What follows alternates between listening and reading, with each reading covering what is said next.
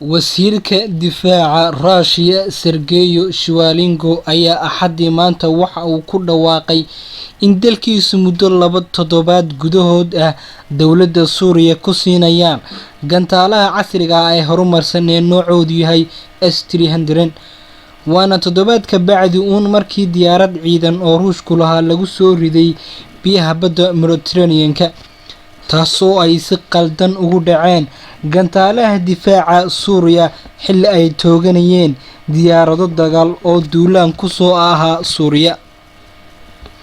madaxweynaha Russia Vladimir Putin ayaa si rasmi ah ugu sheegay dhigiisa Suuriya hanaanka ay u guddoonsiinayaan gantaalaha S-300 waana dariiqo ay ku horumarinayaan hanaanka difaaca cirka ee Suuriya ee ay haatan leedahay.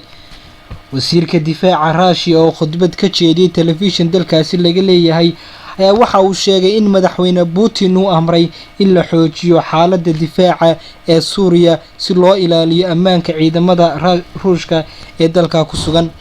halka sidoo kalena uu Putin amray militariga Russia inay hawada sare ee marinada badda Mediterranean-ka ku furaan tashwiish electromagnetic ah buu yiri si loo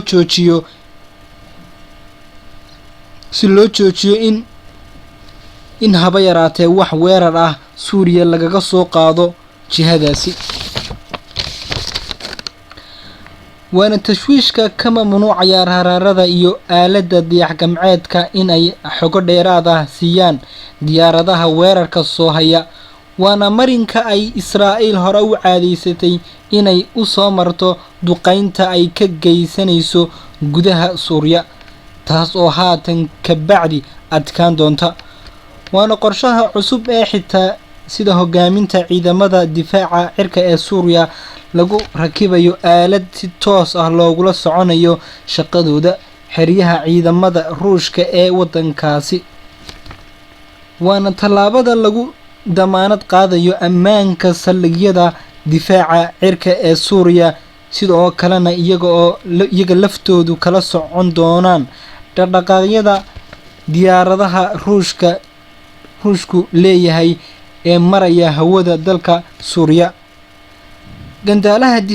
gantaalaha difaaca ee S-300 waxa uu suuragal ah inay hadafka ay ka hortagayaan ugu tagaan masaafo 150 kiiloomitir ah waana qiyaas u saamaxaysa inay ka hortagaan duulaanada diyaaradaha Israa'iil. intaas ayaan kusoo gabagabeynaynaa mawduuceeni maanta. subscribe saar saaxiibadana la wadaag.